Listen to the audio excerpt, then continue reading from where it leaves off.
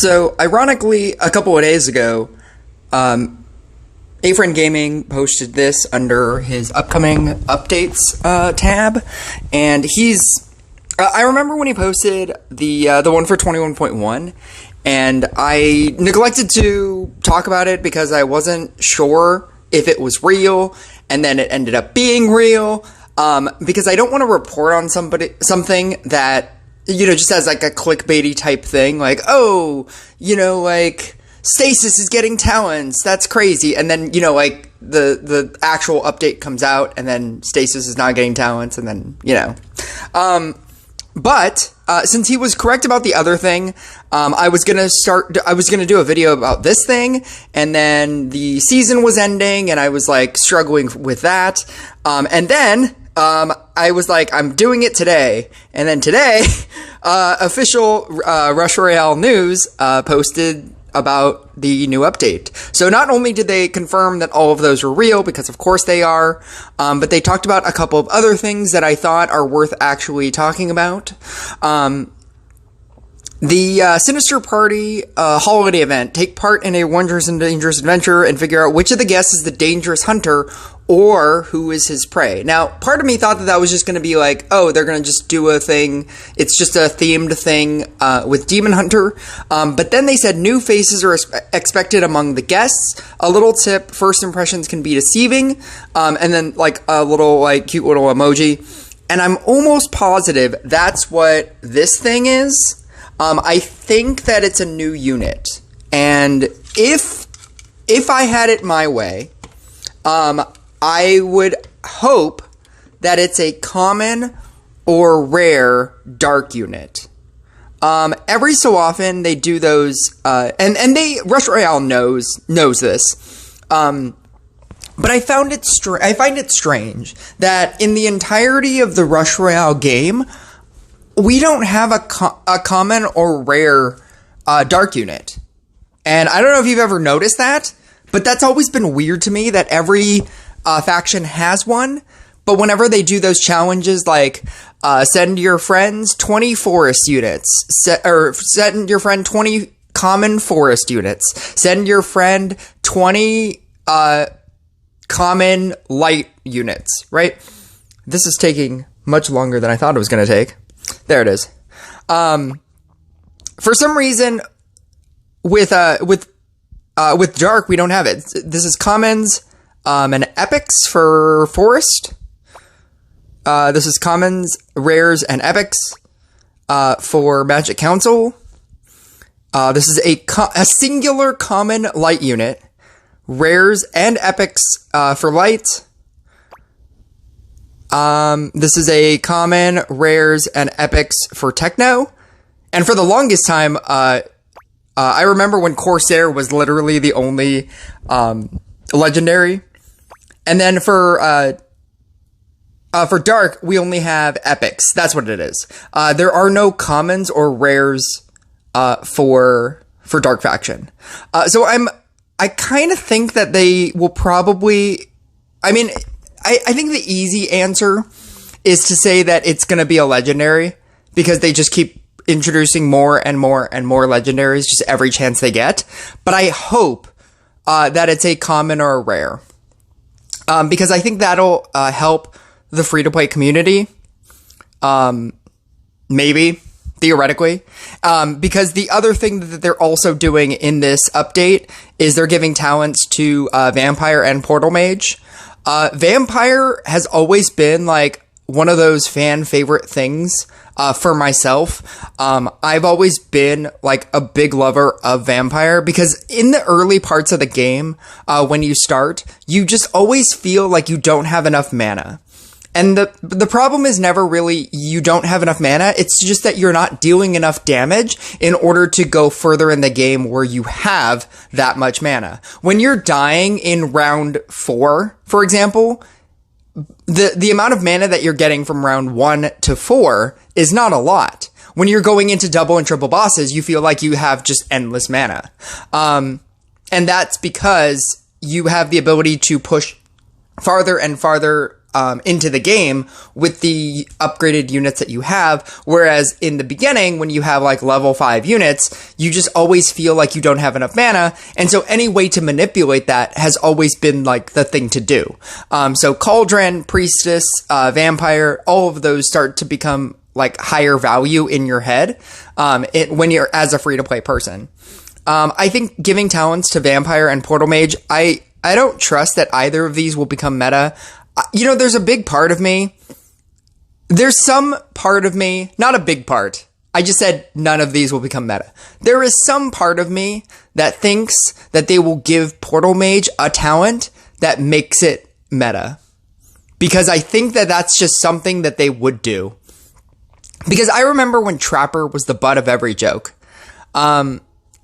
Games by the Beach started calling it Pretzel Thrower, and so it's very hard for me to not call it Pretzel Thrower, because it just looks like he's just throwing pretzels that do nothing, and that was the joke. That nobody used it, like it was the easiest thing to crystal, and I feel like they will give Portal Mage. This is not confirmation or anything. I don't know anything about anything, but I think that they will give Portal Mage something that deals, something that makes it better and pushes it into the meta, or makes it good in some specific deck. I feel like you will see it more. And I wouldn't say that about, I wasn't going to say that, I think I did say that about Crystalmancer.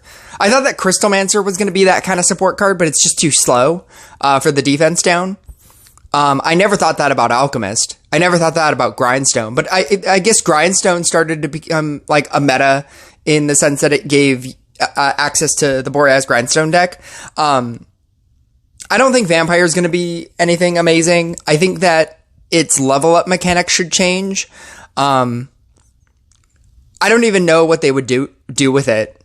If they made it like a partial damage unit, like if it summoned bats or something, or if they gave it some kind of flavor like that. Like it doesn't just bite people, like it has the ability to summon bats that, like are kind of like the Crystalmancer ability, like the portal, like the whole thing, the black hole thing, but it's like vampires, or it's bats or something. Or maybe he becomes like an attacking unit if he bites enough things. There's so many flavorful things that they could do with Vampire, giving Vampire talents. I don't know. I'm always excited when things get talents, even like things that I know that I'm never going to use. It's simply because I appreciate the idea that everything should probably have talents. I think that, Archer should have talents and Fire Mage should have talents. And if they give Lightning Mage talents, by God, is it going to be good in Royal Trials. They did talk about a couple of other things, so really quickly, I'll just go through that because I know that, giving something talents, I should probably spend a little time on that. Career Ladder, there's 10 new chapters of Career Quest. The only Career Quest ones that were good were the ones that gave you legendaries or magic dust or, like things that you actively use. But not all of them gave you like something like good as the end prize. A lot of the time you were just getting like commons, epics, and rares. And I have maxed out my commons, epics, and rares. So that is less than useless to me. But I mean, I guess if you are starting in the game and they are doing that, or they're continuing to give you commons, epics, and rares, it's always a welcome thing. But at a certain point, you just get to this point where you don't need them. And I wish that they would implement the system that they were thinking about like a long time ago, where they were thinking that they didn't want to give anybody an incremental value out of excess. So all of your like excess archers and your excess, portal keepers and your excess, everything. They didn't want to give you like, trade in 100 of these and you'll get a 1% crit chance, right? That would be insane because then that would be a monetary way for them to, then the game actually becomes pay to win, right? If you could just spend money to get copies and then just artificially increase your crit percentage like that, and you could just have, 30,000 crit above everybody else just because you spent a lot of money getting like a bunch of chests or something.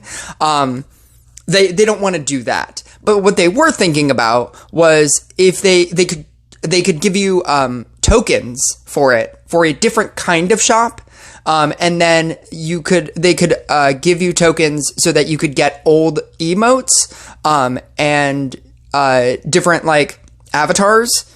And I think that would be like really cool. But because they haven't done that, them adding career quests, while it sounds cool, I don't necessarily know if it's all that amazing. I trust that some of them will be a legendary. And I trust that they'll be much harder because they're going from 10 to 20. And I think that if you have finished all of your career quests up until now, the ones that go from 10 to 20 should be harder anyway. Maybe it'll be like win 20 battles in a row. That would be insane. But I think that it will be much harder. And hopefully the rewards, are much better. But I don't know. Automatic transfer of clan leadership if your leader has been offline for more than 28 days. I'll be honest, I thought that already happened. I thought that was the last patch. Balance changes to units and talents. Blade Dancer, Monk, Frost, Sharpshooter, and others. So this is where I will be using A-Friend Gaming's, because he went into this like very specifically. So they're gonna nerf everything in that list other than Blade Dancer. Blade Dancer's getting a freaking buff. Let's go. And it's a mid-tier level bump, which means that so some of these are mid, some of these are huge, and some of these are little. And what I take from that is if you look at, no, I'm sorry, there's nothing else to look at. What I take from that is that it's whether or not you'll notice it. A huge nerf to Frost means that they're probably nerfing Frost to the ground. A little nerf to to Meteor means you'll probably never notice it. They're nerfing Summoner again, which and that might be just like a numerical difference. Like if they go from like a 0.8 to a 0.6 percent that it buff that it does. The interesting one on here, other than my Blade Dancer buff, the interesting one on here is the nerf to Sharpshooter. There's like a mid nerf to Sharpshooter. And I don't know what that could even be, other than maybe they're changing, because the only thing that matters on Sharpshooter is the stun shot. And the stun shot, I could see them making the stun shorter, but then that would give the reason why Sharpshooter is even kind of good, right, is because of the stun shot. If they make the stun shot to bosses much shorter, like a 2-second stun or a 3-second stun, to where it doesn't really matter, I don't know if people will even use this anymore for anything. I remember when it first started, and the stun to bosses time was the same stun when you killed a mini-boss during the waves. So you could die during the waves. It was crazy. And then you could die during bosses. And so even at early stages of the game, it was still amazing. Now it does like a 1-second stun. And so during the wave, yes, when the waves get much harder in the later part of the game, it's much more detrimental. But for the most part, the 1-second stun, you'll never notice it. Kind of like Robot. It's good, but it's not noticeably good in the same way that like the boss stun is. Now, if they make the boss stun similar to that, I don't even know if people would use it. And maybe that's the point. I don't know. The mid nerf to Monk, I mean, like, they already kind of nerfed Monk a little bit. They changed the damage value from going to 30% to 20% at 30. I don't necessarily know if Monk is going to be... I think Monk is pretty overpowered right now. because it's just a singular, it's a singular strategy that you have the ability to literally just sit there. And I don't think they like when gameplay is like that. All you have to do once you set up a full board of monk, you just press the monk button and then you press the mermaid button, and that's it. That's your gameplay for the rest of the game. And there's no interaction. There's no like choices. There's choices prior to getting a full board monk. Like if you decide to, just quickly set up your board and they're all level 1s, as opposed to somebody who in the early part of the game uses their dryads and summoners to level up their field and then sets up the board. There's like pre-decisions, but I mean, once you set up the board, that's pretty much it. You're just kind of sitting there. And I remember them not liking infinite co-op for that exact reason. Like at a certain point, you just sit there and you do nothing. I think that's why they decided to do double bosses and triple bosses, because that effectively killed off the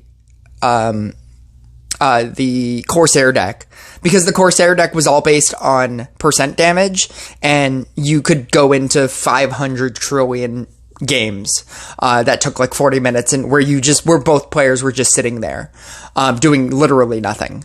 So I could see them like figuring out some kind of like, maybe they're going to change equilibrium. If they changed equilibrium back to what it was, I'm pretty sure that would kill the monk deck. The reason why monk is so good right now is specifically because of equilibrium. The ability to increase your base damage by just sitting there with a full board of monk is crazy. How it worked before was it only leveled up, your counter would only go up if that monk leveled up. So yes, you could sit there on the field with your illumination and your protection with mermaid, but your base damage will never go up. And monk's biggest problem is base damage, because over the course of the game, the base damage starts to really show that it's not that high. And if you can't increase your base damage with equilibrium, I think that would effectively neutralize the monk to maybe making people think, oh, maybe I should play some other deck. Nerfing equilibrium is the only way that I could see them changing it. And if it's a mid nerf, I think that them changing it back to what it used to be, to where you have to upgrade something for it to get the stack, is the only thing that they would really do. But I don't know.